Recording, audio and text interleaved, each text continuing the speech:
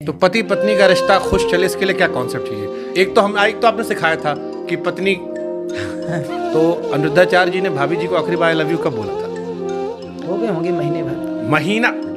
दूसरे कह रहे कि आप रोज बोला करो अपनी वाली को, आप कह रहे महीना भर पहले बोले थे। क्या खूब लगते हो। उधर हम तो लगते ही हैं उधर भाभी जी को देख के बड़े सुंदर दिखते हो।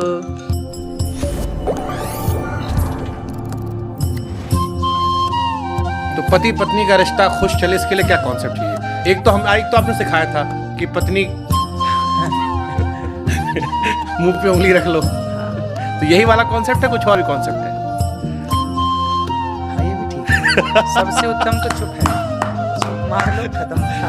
बट दुनिया भर में बाकी लोग कहते हैं कि मर्द चुप होता है, आप इकलौते हैं जो कहते हैं कि पत्नी से कि अगर लड़ाई होती तो मैं एक फार्मूला दे रहा हूँ, ऐसे उंगली रख लो।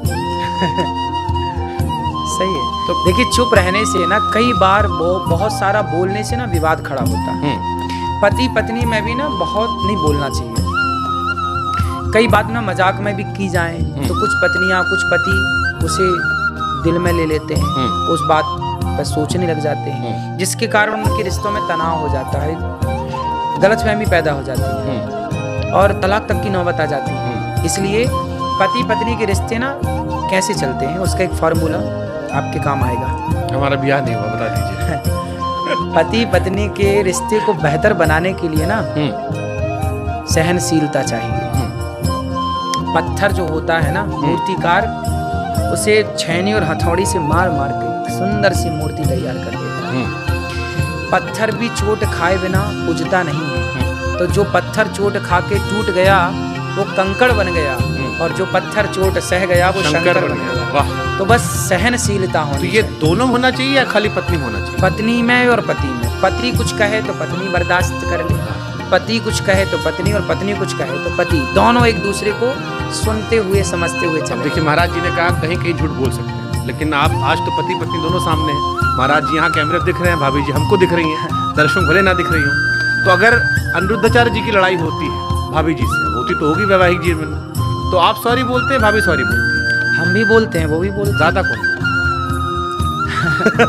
हम दोनों ही बोल लेते हैं।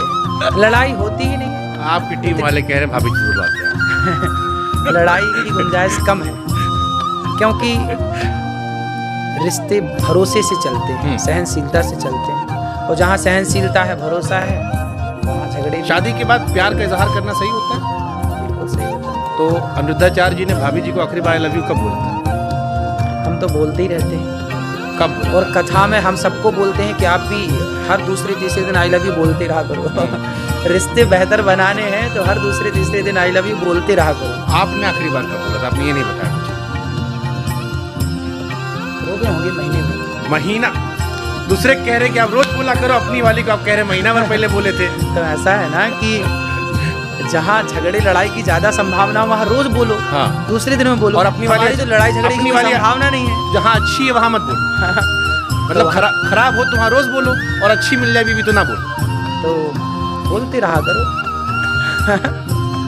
ठीक है, आप फंस गए महाराज। इस बार आप भाभी जी कहेंगे रोज बोलना चाहिए। चलिए ठीक है, हम आपको रिश्तों में ऐसे ही है ना कि जिसकी ज्यादा उतार चढ़ाव में है उसको तो हर दूसरे तीसरे दिन बोलना चाहिए। चलिए, हम जब दूसरा चल रही है। आई लव यू बाद में बुलवाएंगे। आपने कहा था पत्नी को एक गाना सुनाया करो। हाँ। कौन सा गाना था?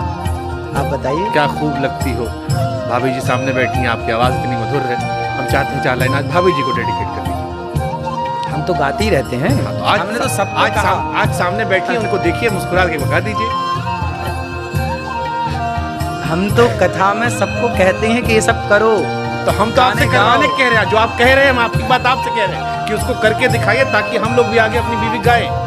तो आपकी शादी होगी फिर आप भी गाएंगे? मैं गाऊंगा, आप सामने बैठे रहेंगे, आप सुनाएंगे, जैसे सुनाएंगे वैसे गा दूंगा। मैं अभी प्रैक्टिस करूंगा घर जाके, फिर मैं आपको सुन के। तो बोलना चाहिए हम सबको। तो 4 लाइन महाराज जी। क्या खूब लगती है। क्या खूब लगते हो। उधर हम तो लगते ही हैं उधर भाभी जी को देख के। बड़े सुंदर दिखते हो। ये कन्हैया के लिए हम गाते हैं। हाँ। फिर से कहो, कहते रहो, अच्छा लगता है मेरे कान्हा का मुखड़ा, बड़ा सुंदर लगता है। आप भाभी जी के 1 महीना पहले आई लव यू बोले, हमने गाना गाने कहा, उसमें भी आपने प्यार को श्री कृष्ण जी पे डाल दिया। फिर पत्नी तो आपकी एक ही है ना, आप कहते हैं 2 मत रखो, आप कहते हैं गर्लफ्रेंड मत बनाओ, आपकी इकलौती बीवी के लिए हम आपसे कह रहे हैं गाना गाओ, आप नहीं गा रहे हो। तो गाना हम गाते हैं ना, अभी हम देखो जो पति पत्नी का प्यार है ना, वो ऐसा हो कि कोई देखे ना, ठीक, क्योंकि भोजन भजन रिश्ते ये पर्दे के अंदर अच्छे लगते हैं। बेहतर बात। हम ज्यादा प्यार का इजहार करेंगे ना तो लोगों की नजर लग जाएगी, ये भी बात सही है। इसलिए अपने रिश्तों को बहुत बिंदास चलाना है ना, तो उन्हें गुप्त रखना चाहिए। भोजन भजन ना और क्या क्या नारी, ये सब पर्दे के